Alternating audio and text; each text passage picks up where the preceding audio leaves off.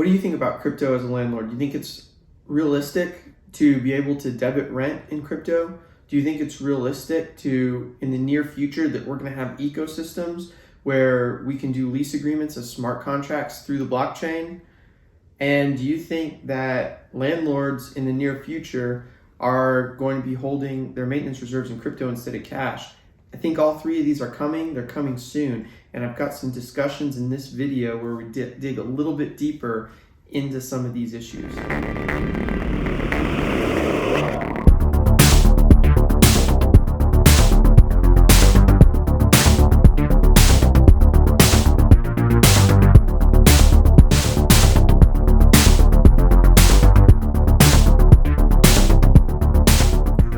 As a landlord, creating lease agreements is an important part of what you do to get a property under contract.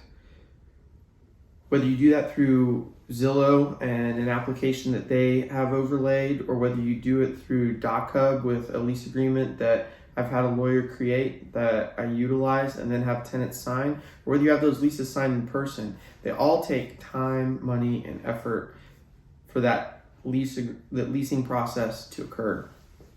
With smart contracts in the blockchain, I can see a future very soon where we're able to sign those lease agreements, commit to those lease agreements, have it integrated into the blockchain, and then rents are auto-debited utilizing the same blockchain and the same ecosystem that you utilize to create and validate the lease agreement. Additionally, as these rents are paid, one of the most expensive functions of being a landlord is maintenance. And so you constantly have to have money on reserve for maintenance. Well, with inflation at 6.8% this last year, that cash that's sitting there in a maintenance reserve is just wasting away. However, if some of that money is sitting in crypto, you're able to stake it at normal consumer staking returns of 8 to 15% in an appreciating asset. So unlike cash that is devaluing very quickly over time, you have something that's appreciating at some point over time, or at least holding its real value. I see a very real potential there as a landlord that you need to get on board with a crypto ecosystem that's going to enable smart contracts very soon in the near future. So I hope you enjoy these conversations I've had about this, and please like the video, subscribe to the channel, and let me know if you have any questions. Drop in the comments down below. I'd love to explore this topic more with you all in the near future. So thanks for joining me, Ryan. I appreciate it. What I'm trying to get out of this conversation is I want to be able to, by the end of this week, probably set up a business wallet. I've been looking at crypto.com. I've been looking at Coinbase. They both have business solutions. I've got a personal account with one of those, and it's pretty user friendly. So I want to set up a business account. But there's a couple things that I'm looking at, specifically how the blockchain is starting to add layers where we can have smart contracts, which as a landlord, that's very appealing, especially a landlord who manages a lot of my properties myself. Being able to have, potentially the contract and the payment wrapped into one solution, I think is something that's probably coming a lot sooner than a lot of people realize. And then the other thing being, as a landlord, I have to keep cash maintenance reserves. And so with the ability to stake crypto and earn higher returns than I would in a bank account, that's also like very appealing. And so I think these are two things that are going to be important for all landlords as far as crypto is concerned going forward.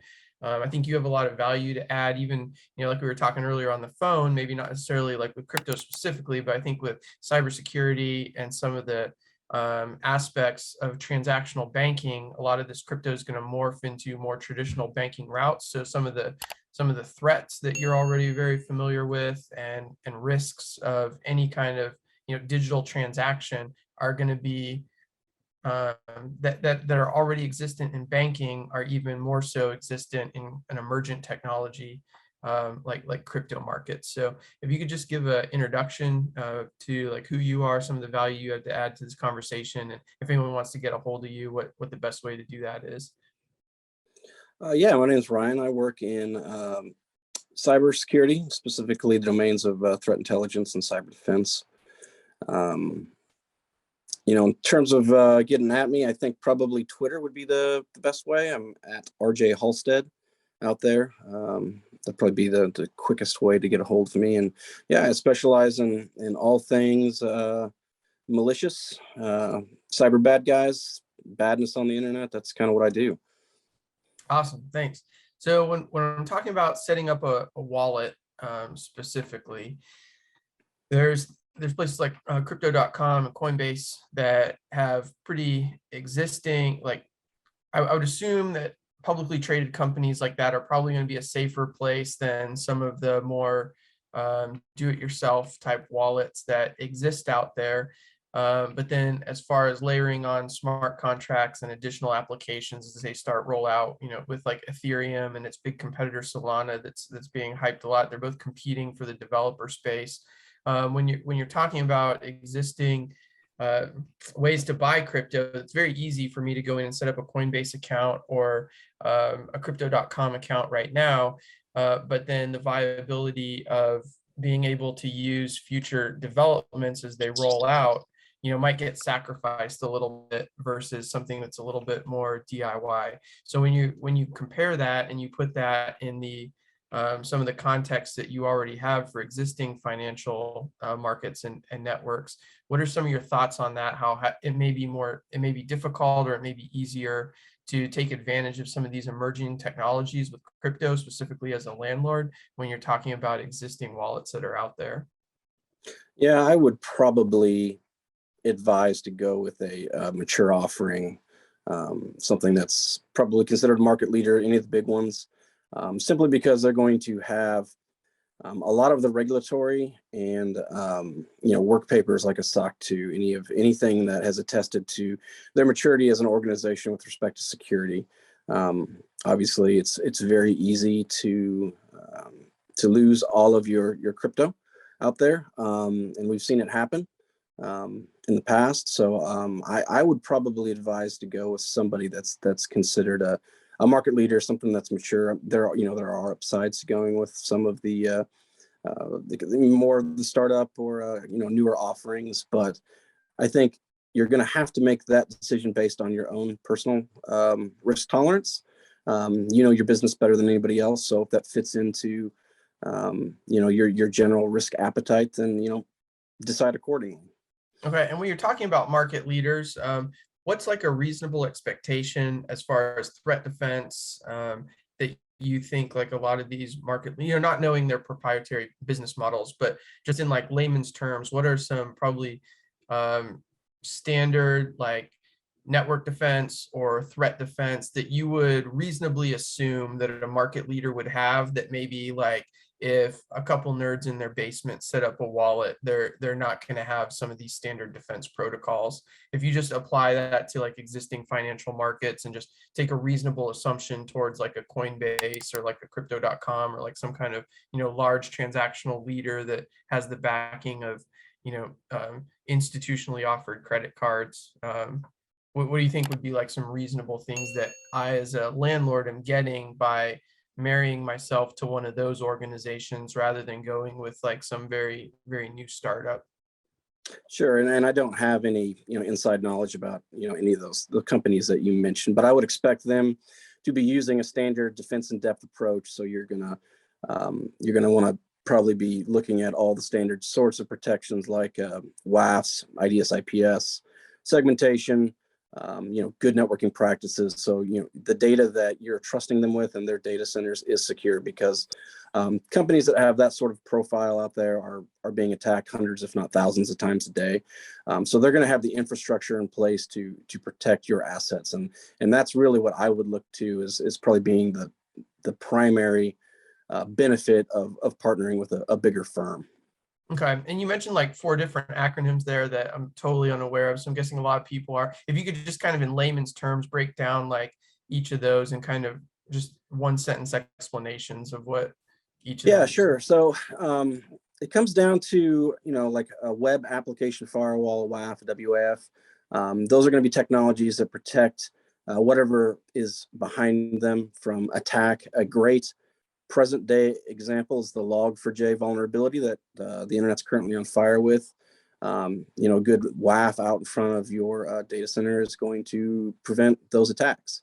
Other technologies like intrusion prevention systems, firewalls, those are all protective controls, countermeasures that can be layered in front of your data center to keep the badness out. Okay. And so this seems like this would be extremely costly to implement. So if I'm just looking at this as a layman, I would say, somebody starting up some kind of financial service in their basement isn't going to be able to afford to do a lot of these things, whereas a big institutional organization is going to be able to scale so they can provide more protections. So when people are looking at some of the returns, one of the counter arguments is, oh, you have so much freedom with some of these smaller companies, but at the same time, maybe you're getting lower returns with the bigger companies, but they're utilizing a lot of their overhead to provide some of these protections to people utilizing their services. Is that kind of a fair assessment? No, I would disagree, and the reason why is because cloud has really leveled the playing field. So even if you are a startup, even a one-person show, you can turn up in Azure, Google Cloud, Azure, AWS, Amazon, and have all of the same technologies that I mentioned that would be protecting a big outfit. You can apply those same protections to your subscription in the cloud. So you can't assume that even if it's a small shop, they don't have a $10 million security program. It's very easy today to leverage those same protections using a cloud offering.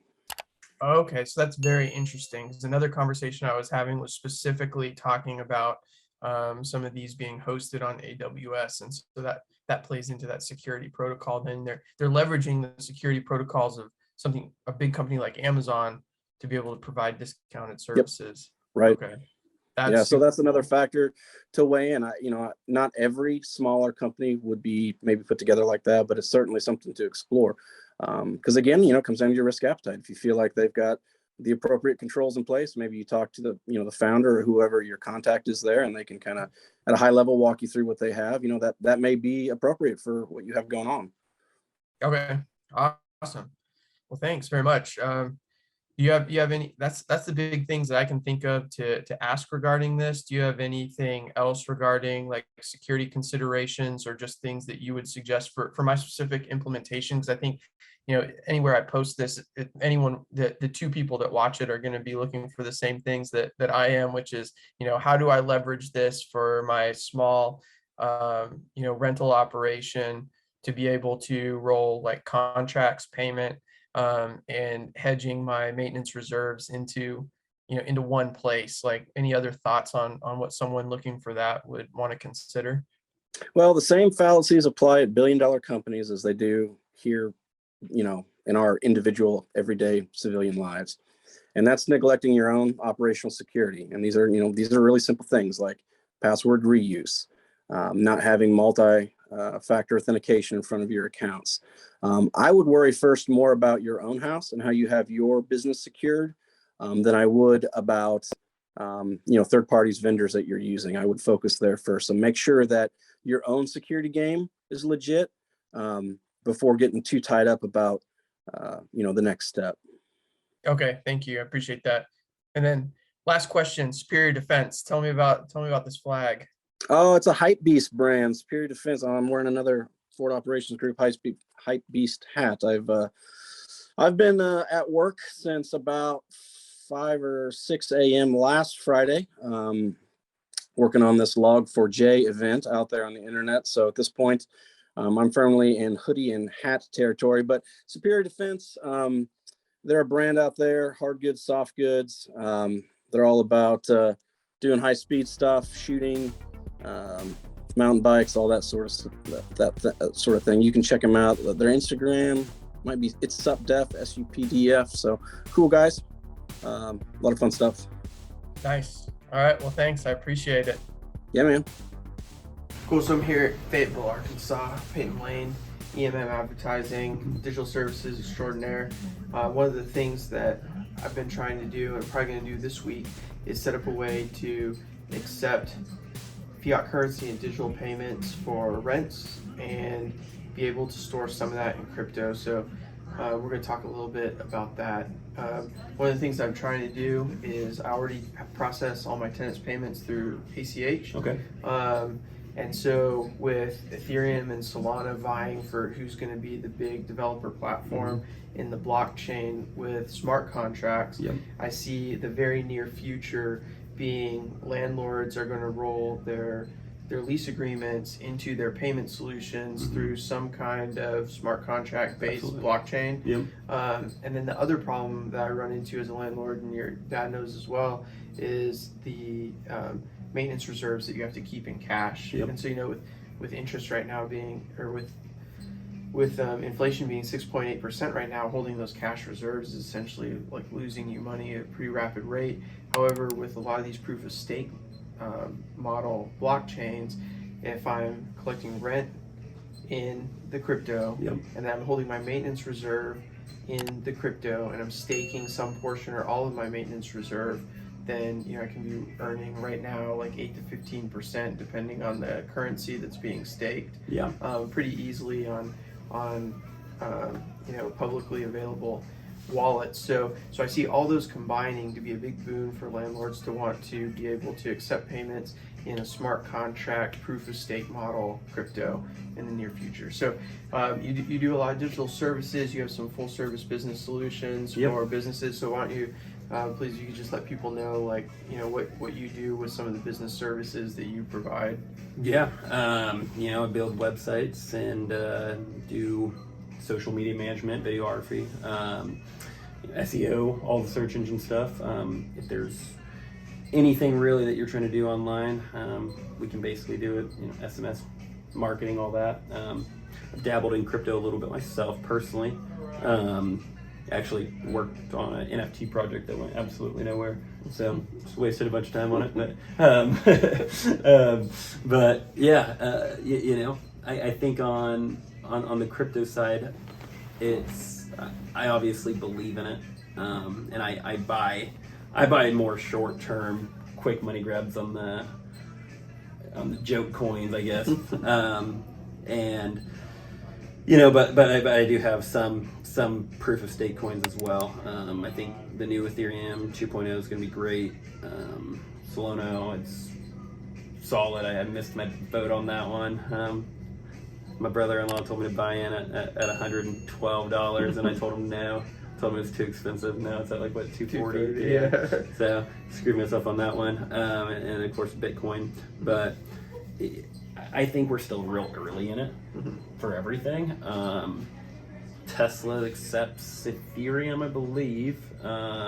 They just started accepting Doge this week. They announced that they're going to start accepting Doge. They've joked at, shitcoin and all those. So I think over time it will be very beneficial. I mean, you had $100 million bought in virtual real estate last week in the metaverse. You had the most expensive condo in Miami bought like 6 months ago for $24 million, paid all for by a 27-year-old crypto, multi-hundred millionaire on it. So I mean, it is being useful. I think it's just still very early. The fact that it's still based upon our currency is what I'm more reserved about. The real power will come when it's like Venezuela and Bitcoin price is now worth more than the US dollar, and it's actually doesn't reflect off of the US dollar. So you were doing for a while, you were doing some business solutions with ACH collections and things like that. So when we're talking about collecting rents digitally, especially with smart contracts, so I've been looking at crypto.com and at Coinbase Business Solutions. Coinbase has 3 different levels of business accounts. Crypto.com has a merchant account. And I'm looking to weigh these different mainstream providers. There's some non-mainstream providers that have some other positives, but I'd kind of like to stay with mainstream providers because of another talk I had with cybersecurity friend, Ryan Halstead, that will probably be on the same video a little earlier. But I probably want to stay with mainstream providers. So when you're talking about some of the things to consider when you're selecting a payment services processor, since you've dealt with this on the fiat currency side with web-based payment services processing, and now the same underlying principles are going to apply just now that it's with crypto. What are some things that you would think about as I'm selecting a payment services provider? Definitely security is number one. Keeping it all secure. Also, I think how your payments online are going to be displayed. Are they going to be private links? Are they going to be direct payment links? Are they going to be a site? If it is it going to be super secure where you have user logins and everything? And then also just making sure there's no back end hacks to try to get in. I mean, the biggest cybersecurity threats in crypto today are people just hacking into wallets and stealing everything. And of course that's same thing with traditional payments and electronic payments or anything to do with that. The only difference is they're actually backed by the FDIC, where if someone hacks into your bank account online and steals everything in your business account, you're going to get it back. If someone hacks into your crypto account and steals everything, you're screwed because no one's going to protect you. Not even Coinbase is going to protect you. No matter who you go through, it says in their contract, they're not responsible or liable for anything like that. So whatever money you lose in crypto, it's gone, and there's no insurance guarantee on it yet. It's too early. Yeah. Eventually, but at this moment, there's nothing. Good call. Well, thanks. I think that gives me some things to think about. Anything else that you'd suggest as we're wrapping this discussion up? Really interested on this metaverse thing. I'm still trying to wrap my head around it. Just started getting the grasp of NFTs. I think same thing. I think long term it will have really good benefits and everything, but I think right now it's a money grab. It's the gold rush. There's going to be a lot of useless things being sold, just like all these shit coins are being sold, just for quick money, and then eventually it's going to fail very soon. We're going to see drastic dips and everything, but after that I think it will kind of stabilize itself and actually become worth what it should be. Once we get the gold rush over with, it will actually be good long term. But we're ahead of it with Bitcoin and Ethereum. This time last year, I looked at buying about 20 Ethereums because they were only at like $1,100 a piece, and I was gonna go in with my buddy and buy 20 of them, and we didn't do it. Hell, should have won it. So but yeah. Right on. Cool. Peyton Lane, EMM Advertising. Check it out.